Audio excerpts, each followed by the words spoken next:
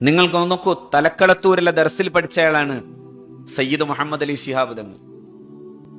തലക്കളത്തൂർ ദർസിൽ നിന്ന് തന്റെ പിതാവ് പിന്നെ ജാമിഉൽ അസ്ഹറിലേക്ക് വിട്ടു. ജാമിഉൽ അസ്ഹറിൽ പഠിച്ചു.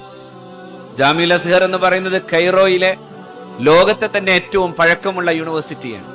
1000 ആണ്ട് കൊല്ലത്തിന്റെ പഴക്കമുള്ള യൂണിവേഴ്സിറ്റിയാണ് ജാമിഉൽ അസ്ഹർ. ആ ജാമിഉൽ അസ്ഹറിൽ നിന്ന് തിരിച്ചു വന്നിട്ട് ഈ നാടിന്റെയും ഈ സമുദായത്തിന്റെയും നായകനായി മാറുന്ന മഹാനായ സയ്യിദ് മുഹമ്മദ് അലി ശിഹാബ് തങ്ങൾ. ജാമിഉൽ അസ്ഹറിൽ പഠിച്ച ആ വിദ്യാർത്ഥിയെ ലോകമറിഞ്ഞിരുന്നു. ജമാൽ അബ്ദുൽ നാസർ എന്ന് പറയുന്ന ഈജിപ്തിന്റെ പ്രസിഡന്റിന് പോലും സയ്യിദ് മുഹമ്മദ് അലി ശിഹാബ് തങ്ങളെ പരിചയമുണ്ടായിരുന്നു.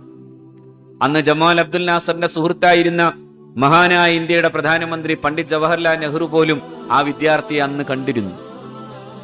ആ വിദ്യാർത്ഥി പിന്നെ കേരളത്തിന്റെ മുസ്ലിം ഉമ്മത്തിന്റെ ചോദ്യം ചെയ്യാനാവാത്ത നേതാവായി വളരുമ്പോ അതിന്റെ പഠനത്തിന്റെ ആകത്തുക എന്ന് പറയുന്നത് തലക്കളത്തൂർന്ന് പഠിച്ച ദീനീ വിദ്യാഭ്യാസത്തിൽ നിന്ന് പിന്നെ വളർന്ന അറബ് സമൂഹത്തിലെ സാഹിത്യകാരന്മാരെ പോലും അത്ഭുതപ്പെടുത്തുന്ന സാഹിതീയമായ അറബ് ഭാഷാ പഠനത്തിൽ വിപുലമായ ജ്ഞാനം നേടിയ ഒരു വലിയ ചെറുപ്പക്കാരനായി മഹാനായ സയ്യിദ് മുഹമ്മദ് അലി ശിഹാബ് തങ്ങളെത്തി. പിന്നീട് ജാമിഉൽ അസ്ഹറിൽ സാഹിതീയമായ ചർച്ച വരുമ്പോ ആ ചർച്ചകൾക്ക് ആധ്യക്ഷം വഹിക്കാൻ പാണക്കാട്ടേക്കായിരുന്നു കത്ത് വന്നിരുന്നത് മഹാനായ സയ്യിദ് മുഹമ്മദ് അലി ശിഹാബ് തങ്ങളെ ക്ഷണിച്ചുകൊണ്ട്.